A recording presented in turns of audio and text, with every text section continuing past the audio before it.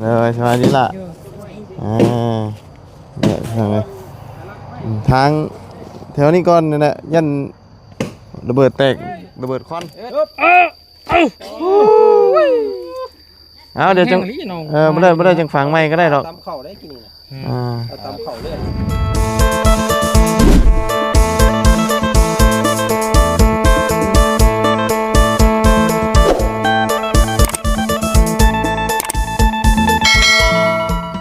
เอาพี่น้องกันเนาะมื้อนี้ก็ฝ่าฝนหยุดแล้วถือว่าหยุดแน่แล้วพี่น้องกันเนาะก็ทางทีมงานเฮาก็ได้นัดหมายกันมารวมตัวกันอยู่ที่ว่าที่ดินที่เฮาสิซื้อนะพี่น้องกันเนาะเพราะว่าให้ทางเจ้าของดิน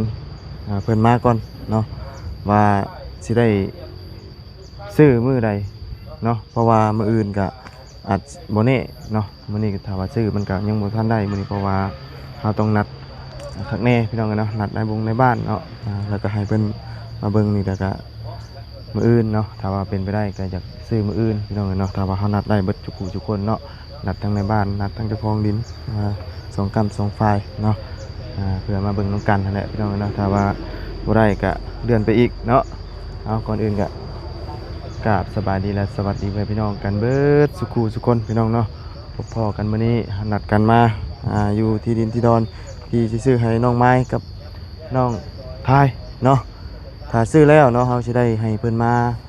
ทำความสะอาดบุกเบิกทางป่าทางดอนพี่น้องกันเนาะเก็บจูดนี่แหละขี้เหนียวขี้ตองเนาะมันสิได้สะอาดเนาะเอาเดี๋ยวถ้าอันน่ะรอจักหน่อยพี่น้องเอ้ยเนาะเพิ่นไปตามทางเจ้าของดินแล้วก็ให้เพิ่นย่างมาพี่แหละพี่น้องกันเนาะสิได้ฟังรักฟังอันนี้ให้มันถูกต้องแล้วมามีแต่เฮานัดทั้งในบ้านในหยังมาแล้วมันเฮ็ดใบอันนั้นอันนี้แล้วก็มันซื้อขายแล้วมันจังไวพี่น้องเนาะไปเดี๋ยวถ่าเพิ่นจักข้าวพี่น้องกันเนาะเอาเนาะสบายดีเนาะเด้อเป็นจังไดอันน่ะทั้งเจ้าของดินเพิ่นบ่ได้มาบ่เดี๋ยวมาเขาก็ไปน้องไปเบิ่งน้องมีแต่น้ำป้าไปเบิ่งน้องแล้วก็เลยชนแซมน้องป้าเลยเอาเฮ็ดได้สบายนี่เนาะที่ดินบ่มาบ่โดยเขาจะน้อยก็มาจะน้อยเขาไปเบิ่งน้องป้าไปน้องป้ามันอยู่ภาคนั่นแหละแต่น้องป้าหมดน้ำรวมสบายดีเอาเนาะเอาแล้วจ้ะพี่ได้สิเนาะไปเบิ่งน้ำทางก่อนหารักนะโดยมีทางบนทางแปลวทางแปลวทางพอดมันน่ะนะแปลวทางมันสิแทงทางไว้ก่อนไปเนาะทางแปลวทางพอดมันก่อนมันยังไปเรียกของเพิ่นอยู่เนี่ยมันก็ยากๆหน่อยนึงเนาะทางอันแปลวที่ว่าเพิ่นไปอันน่ะเอาระเบิดวางไว้มื้อนั้นแต่โคบลงมื้อน่ะระเบิดพอบ่น่ารักเนาะระเบิดหลายได้แถวนี้ระเบิดควันเนาะระเบิดน้องน้ำจักเพิ่นว่าระเบิดชาวเพชรเพิ่นว่าปล่อยแล้วเนาะทางไปก่อนมองอันก็มองที่เฮาสิเร่งไปแล้วเนาะมันสิแทกและมันสิอัน1เม็ดไปเฮ้ยผ้ามีอีกบ่ไปบอกเจ้าของนั่นแหละบนนานหากะเลิกกะยันเขาปักไม้กับน้องน้ำนั่นแหละมองได้เนาะไปหาเล่าก่อนเนาะสิให้เล่าเลยสิเฮาก็ต้องทางเลยไปนำมาสิได้บ่บ้านก็ชัดแจ้งแล้วว่าญาติเพิ่นสิปักลังออกหรือว่าเข้าอันนะเฮาก็บ่ฮู้นั่นแหละเจ้าของดินนั่นแหละเป็นเราบ่อยู่บ่เราบ่อยู่แล้วไปหาเราสิมาอยู่บ่สิมาแล้วไปหาเราอยู่น้องป้าอะไรบ่ไกลไปรถก็ถึงนั่นแหละเจ้าไปบอกเราแล้วบ่ยังเฮาเพิ่นว่าเรื่อยไปบอกก่อนจะว่าให้เจ้าของดินนี่พาแบบทางใดก็ยันก็ภาคนี้ก็หรือว่าน้องน้ำภาคใดหั่นน่ะเฮาก็บ่ฮู้แต่ภาคนี้นี่แม่นทั้งเสาเฮงเนาะเพราะว่ายังอยากให้นัดหมายมาเบิ่งนี่เบิ่งมื้อนี้แล้วพังรักไว้แล้วมื้อนี่สิซื้อเลยเฮากะไปหาแล้วบัดนี้ไปหาเจ้าของนี่นั่นแหละ เนาะเราท่าก้อนไปห้าก้อนนั่นมันนี่ห้าก้อนอยู่บ่ใกล้หรอกไฟรถจักรเก่านี่ก็ฮอดแล้วแหละ มาเบิ่งน้ำกัน โด เนาะ ย ได้ไอ้ เนาะ ได้ใช่เนาะเดี๋ยวเอาเข้าไปเข้ามาไอ้เด้อ โดยอาจินดงก่อน รอถ่าได้คุยกันแล้วจะแจงน้ำกันนั่นแหละ เอาไปบ่จันลุย เฮ็ดเอาทางเลย เอาเลย อยากไปดึงของน้องๆคนนั้นมื้อนี้ ลงมือเลย เด็กก็ต้องได้ทานอยู่แล้วเนาะ แม่น แต่จะหมุนเข้าลายผ้าหมุนเข้าลายเด้อ ระเบิดป่ะ ระวังระเบิด ล็อกมื้อนี้แล้ว ฟันเอาลากเอาโอ้ถูกต้อง มีเลื่อยอยู่บ่ เอาดูโอ้โอ้เราเก่งนี่บ่จันนี่เนาะโอ้ วางได้ผ้าร้อนได้ย่องลายยืงล่าร้อนใช่ดอกเล็ก เนาะพันเก่งได้บ่จันนี่โอ้ผีทางนี้ก็ได้ ย่องเลยวิ่งเฮง ทางเลยสบายดีล่ะเนี่ยทางแถวนี้ก่อนนี่แหละยันระเบิดแตกระเบิดควันเนาะเอาเพราะว่าจะเอาอันน่ะลักไปขุดฝังเมื่อก่อนให้เจ้าของที่เพิ่นมาชี้ก่อนเนาะว่าจุดใดเขาจะได้ทางแนวทางไว้มื้ออื่นไว้แทกเนาะเอาเห็นบ่โอ้ อะไรนักดินนะ เอาอีก เอาเสียม จะ พังลักตัวนั้นไว้ ลักตัวอันนั้นเนาะ ไปละไป ลักตัว เอาเสียมขุดเสียมปะเสียมขุดอันน่ะลักก่อนบ่จันเราตัดดูนี่ไปมาเอาอีกบ่จันเอาอีกนี่ ละแกแกลึก เอาอีกเอา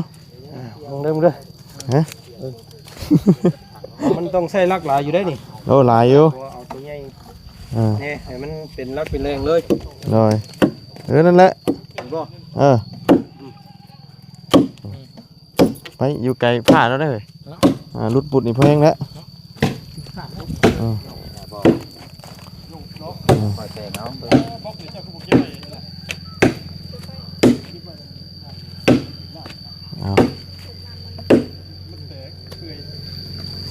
ดีๆได้ต้องฟังแน่นๆได้ บุลมแล้วนะ ต้องเฮ็ดไม้ ต้องขุดอีก พี่ไหว ขุดให้มันเลิกกว่านี้ก่อน แปลงไม้ โอ้ระวัง โอ้คอยเลย ขุดใหม่ก่อนเดี๋ยวจังอันนั้น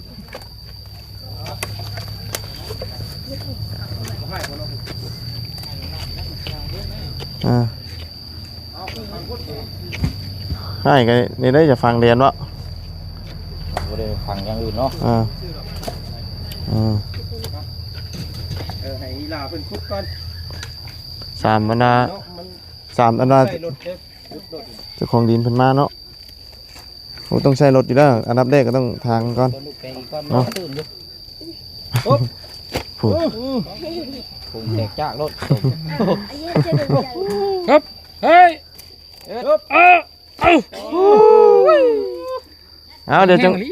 ไม่ได้จังฝังไม่ก็ได้หรอก ตำเข่าได้กี่นี่นะ อ่า เอาตำเข่าเรื่อย ตำข้าว เบื่ เบื่ อ อ แล้วหันก็ได้ เอาดินอยู่เทั้งนี้ก็ได้นี่ลูกคุณเป็นไปเลย เพราะว่ามันเป็นลักมีใหญ่รถเนาะ เอา ไม่ได้จังฝังไม่เนาะอะไรจ้ะเอาเป็นอันน่ะรักนี่ก่อนระวังเลยประจันในฟันแตกจ้าก็ได้ฮะ ระเบิดเนาะ ระเบิดอ่ะโอ้อันตรายพุ่นมุมน่ะมุมน่ะ มุมก็ง่วงพุ่น มีบ่ เฮ้ยมื้อนั้นเข่าแตกโคบรถ เอ็นนี้ยังเกิดบ่ทัน ระบบกินนะ ระบบกิน น้องๆเพิ่นมาฝังรักฝังแรงไปก่อนมื้อนี้พี่น้องแล้วก็มื้ออื่นพุ่นแหละเนาะ มื้อ คนหากะเพลิงแดด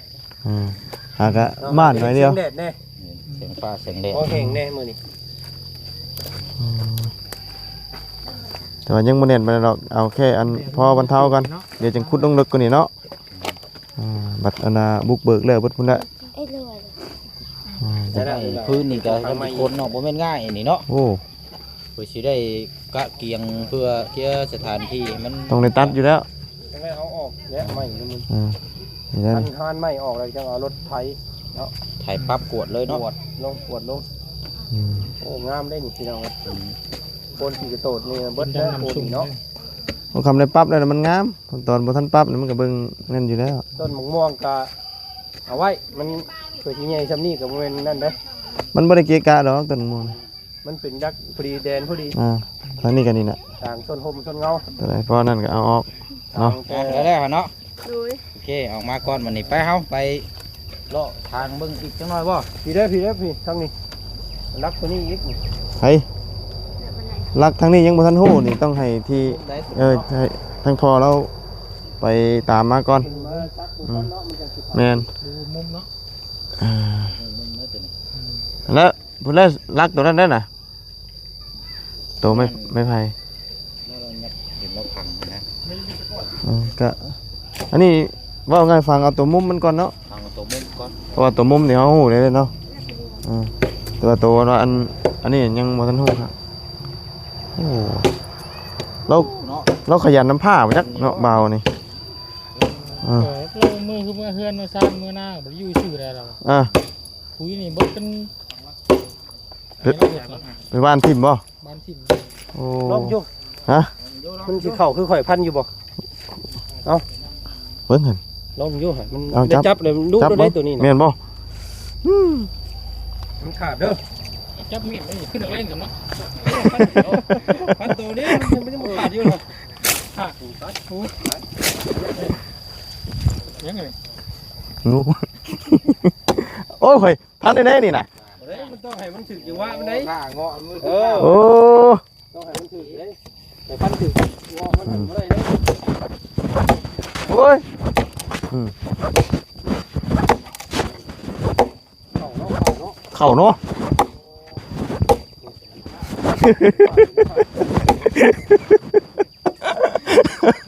เออ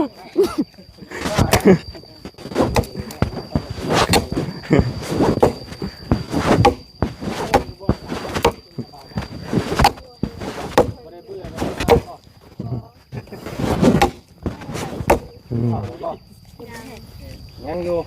ผู้น้อยนี่กินก้อนตลอด ต้มน้ เอ้าต้มไม้ตอนทำนี่แหละเนาะชุกแล้วป่ะ ำ ใกล้ได้แล้วพี่น้องเนาะรออีกนิดนึงเดี๋ยวรออีกมื้อ2มื้อนี่ก็สิได้เป็นของเจ้าแล้วเลยเนาะจะมาพาน้องเพิ่นมาแปลงเบิ่งก่อนมื้อนี้ เบิ่งเบียร์เบิ่งเนาะ สิแน่ๆนั่นแหละพี่น้องเอ้ยมันจะ ตัว บ่มีหยังคาดเคลื่อนดอกเนาะ จังหวะ คงราคาก็ได้เฝ้าซื้อได้ใช่ไหมเรานอนคิดนอนอ่านรถขึ้นอีกโยกเนาะ ราคาอีกบัว มี โอ้โห มีเงินอีกแล้วติ อยู่ไปอยู่มาพอน้ำท่วมน้องไปป้าไปหมดแล้วอยากได้เงินชื่อป้าไหม เราเป็นยังไป ช่อง เบิ่ง ลาน เป็นชาว เช่าเอาอีกแล้วเนาะบ่ชื่อจะเชื่อเนาะ ฮะมาจัง ได้เด้หันรักหนึ่งเด้ เอาอีก แล้ว พอบ่ นี่กันมันต้องเป็นรักไว้นี่แหละไว้พังให้มันเป็นรักไว้ แม่น 3เดือน ให้ดอกไม้ลายอยู่เนาะ พอได้อยู่ไม่น่ะตัดเอาด้วยนั่น รักเนาะ เพิ่นบ่ได้ห่วงดอกไม้ ให้พอละมาแล้วบ่ ให้เพิ่นท่าย่างได้จังเอาไปซักไว้ อืม เนาะมันอยู่จุดใดจุดใด ที่จุดก่อน บ่พลาด ไหน แม่นบ่ จือเสียงรถเนาะ อืม แม่นบ่ แม่นะน้องใหม่ตัวนะนี่โอ้ยผมแม่น รถอยู่ทาง แม่นบ่บ่แม่นเนาะอ่าตัว ทาง แม่น จำบ่ได้ครับ ไอ้เฮาย่างเลาะเบิ่งพุ่นอยู่บ่ ไป หาเลาะเบิ่งเอาลาดตระเวนบ่ เด้อผ้าเด้อ เอาให้ผ้าตัวนี่ไม่ละ เรียบร้อยเด้อ พอเห็นงูเห็นหยังพอได้ซับหัวมันเนาะ ทำไว้ได้เลย แต่ระมัดระวังแน่แถวนี้น่ะอันตรายเลยนี่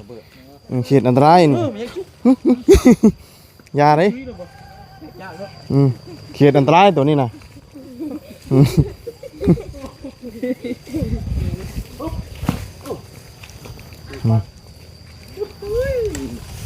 เป็นย่านนี่อยู่แถวมุมนี่แหละ เพราะมันเป็นช่วงมานั่งป๊อกเลยอ่า กุกม่วงนี่ทางน้องน้ำว่าพอเด้ออย่าตัดเพิ่นว่า เก็บไปกินหมาก นี่แหละเอาไว้กินหมากมัน เอาไว้ ของนอกเพิ่นได้สิใหญ่ซำนี้นี่ใช้เวลาหลายเด้ ป้าตัว10ปลายปีไม่ได้นี่ อันนี้หัวยังอันนี้ หัวค่า หมดได้งามได้นี่ เอาปอกหรือปอกไปแกงลูก ต้นวายได้นี่ วายหายากได้นี่ เอาไม่ปอกไหม เพิ่นสิทำลายบ่นี่เนาะ เอามันกันนี่นอนอยู่แล้ว เฮารุดเฮาหยังมันก็ต้องทำลายได้นี่เนาะ วายอยู่แล้วตัวนี้นี่ ปอกก็แล้วนี่ เพิ่นเฮ็ดอยู่ได้เอานี่เนาะกระเซา บ่เคย ต้องมาเด้อ เพิ่นกันเด้อที่บ่เพิ่นเฮ็ด อืม ที่บ่ บ่แม่น วายเนาะ เบิ่งน้องมาเฮ็ดเบิ่งฝุ่น อืม น้องกันฟูไปที่เอา เฮ้ย เป็นนี่บ่น้องเฮ็ดเป็นนี่บ่ โดย มาเป็นที่แล้วก็ช้อมบัดนี้เนาะ เนาะมันว่าเฮาเฮ็ดแบบซี่เลือดเจ้าของเพิ่นมาเฮ็ดดูเพิ่นมาบ่ขายแล้วนี่เฮ็ดนี่เฮ้ยเรามาแล้ว มาแล้วบ่เฮ้ยเจ้าของ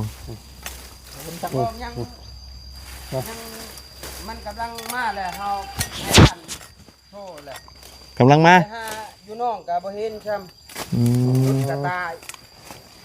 อืม แล้วทำเพิ่นยากเวียกแล้วก็มื้ออื่นจังนัดใหม่ เอาจะหน่อยเอามาจะหน่อย สิได้มาอยู่บ่มื้อนี้ มาเลยกากำลังเขาเดินทางเลยเขาไปภาคนั้นอยู่น้องบ่เห็นอยู่น้องก็เลยก็กลับมาก็ให้ร้านโทรหาว่า อืม ต้องขุดลึกๆอีกบ่ลูกยังอ่อนเนาะ มันต้องขุดลงให้อันนี้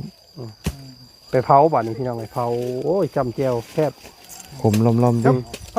โอ้ นั่นแหละ ที่การเอาไรนี่ ว่าแล้วนี่ว่าหน่อไม้แล้ว วางมึงน้ำปักกันเด้อ น้ำเด้อ เฉาะชนิดได้กับตัวเองเหยียบจังหน่อยนี่เนาะอันเจ้าของที่นี่มีแต่แนวทางฝั่งนี้บ่ โดย หรือว่าฝั่งนั้นนำเด้ ทางนั้นก็คือบนเบิ่งวันซื้อนั่นแหละเขาบอก เอาตามมันว่าแต่ว่ามื้อสิซื้อนี่เขาต้องทางนี้แน่แล้วก็ทางนั้นแน่เนาะ โดย เพราะว่าทางนี้เนี่ยเจ้าของอันสิขายนี่เนาะ โดย แต่ว่า ต้องคุยกับพวกกันดินติดกันน้ำ แม่นเพราะว่าต้องฟังนั่นน่ะก็ต้องมาคือกันมันเองกัด โอ้ยนึกว่าตาย มาเกือบเลยเนาะ เอาหวายหวายนี่คักได้หวายนี่นะใส่สารยังก็งาม แดงเนาะ แล้วก็เอาไปอุ่นเครื่อง เอามาอันนี้ว่าจะมาแล้ว ใส่ สะอาด แม่น เนาะ แม่นแล้วก็เอา ลำบากเนี่ยคือทางเจ้าเพชรที่รับบัตร ลงมาเพิ่นเฮ็ดกินเพื่อแตกจ้าก่อน ห่าน รออยู่ น้ำบ่ เนาะ ห่านเด้ไว้ว่าแล้วว้าดูคือบ่ตัดออกเบิดแน่น้ำมันน่ะเนาะยังจงไว้อยู่ หลาย เอาอีกอย่าทำนั่นแหละเนาะเพิ่นพูดแล้วก็มื้ออื่นนัดเพิ่นเนาะ นั่นแหละ คือได้เห็น นัดเพิ่นถ้าว่าเพิ่นค่ารวมตอนเช้าก็ช่วง 11:00 นก็ได้ โดยก็ให้เพิ่นนั่นแหละมานัด เที่ยง บอกในบ้านพร้อม ในบ้าน แม่ต้อง แกอยู่นี่หั่นน่ะ ต้องนัดในบ้านนะให้มันชัวร์ แร ก่อง น เพิ่นมาแล้วก็ให้เพิ่นไป เนาะ บอกในบ้านไว้โลดตอนแรกน่ะ แม่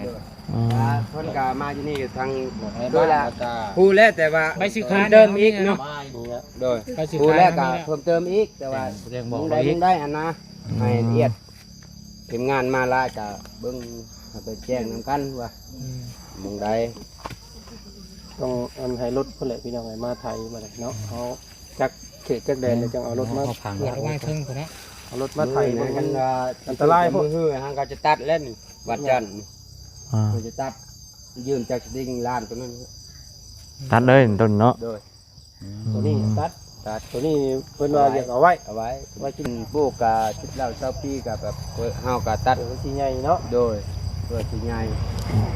มีต้นเขา บ่ โดย เด้งโซนมา มัน นี่ คือบ่ให้บดเลยเนาะนี่จังแล้วเอาเพิ่มเติมไปอีก มันกระเทือนได้เนาะ แม่น ให้มันชุดแลนหัว บ่ยันมันบอกกระเทือนนะอย่าเราอันนี้ลงมันเยอะ นี่แหละแดนเข้าถึงนั้นทั้งนั้นยันน้องหรือว่าเป็นนี่แหละน้องนี่ ไปนี้วะจ้ะ โดย นี่แหละหัวเรานี่ตัวอ้อมไปที่นั่น หัวมานี้เนาะ แต่ว่าเราซี่มานี้ให้เราให้นะมันก็ยังไม่เดียวนึงเนาะ ลงไปฮอดคุณเลยเนาะ เอาเฮา เอาขอเพิ่มอีกว่าทีมงานขอแนมนะว่าให้ซื้อตรงต้นกล้วยนี่แหละ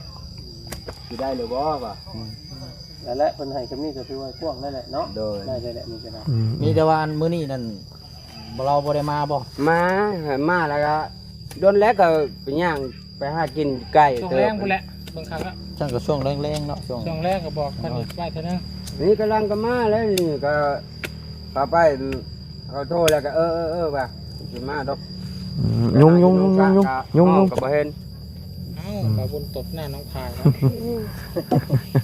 ไปเถิด ไปอ่ะ ยุงหลายเนาะ ไปละยุงหลาย เอาไม้มาระบายก่อน ยุงหลายพี่น้องเอ้ยเนาะ ถือเอาไป มาตัดเอาไว้แล้วพี่น้องนี่ทางยางนี่เป็นทางอย่างนี้นี่ เวลากัน ทางยางเปิดมาเข่าห้องน้ พื้นน้องน้ำเมื่อนี่ ำ น้ำเมื่อพื้นเมื่อนี่บ่โอ้ยเมื่อสิ โอ้มาทางนี้เรียบร้อยเพิ่นล่ะยังบ่หมดมาการก่อสร้างรถเนาะ อ่า เนี่ลงลูกล่มได้นี่ อ่า มันดินเราสไลด์ลงนี่พี่น้องเอ้ย ว่าต้องเอาดินมาใส่อีก ต้องเอาสระลงรถนี่ อ่า เอาไว้ก็เชื่อไปซื่อ ไว้กับประเทศอย่างเนาะ สระลงให้มันเต็มนี่ให้มันแน่นลงนี่ เดี๋ยวเอาเนาะโอ้ยสบายดีอ่าเนาะเป็นยังโมมาพี่น้องเอ้ย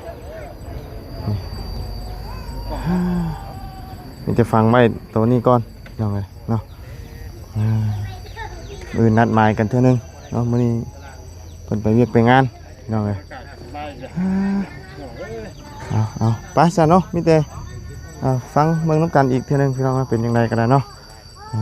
เอาสำหรับมื้อนี้ก็ลำลาไปเพียงแค่นี้ก่อนพี่น้องเอ้ยเนาะฝนก็สิมาอีกเลยไปขอบคุณไปพี่น้อง FC ที่เข้ามาติดตามนะครับชมคอยให้กำลังใจโดยตลอดมาเนาะว่าสิไปใส่มาใส่ก็ตามให้กำลังใจตลอดเนาะเอาไปแล้วพี่น้องเนาะพบเจอกันใหม่สบายดีเด้อพี่น้องกันเบิดสุขูทุกคนเนาะสบาย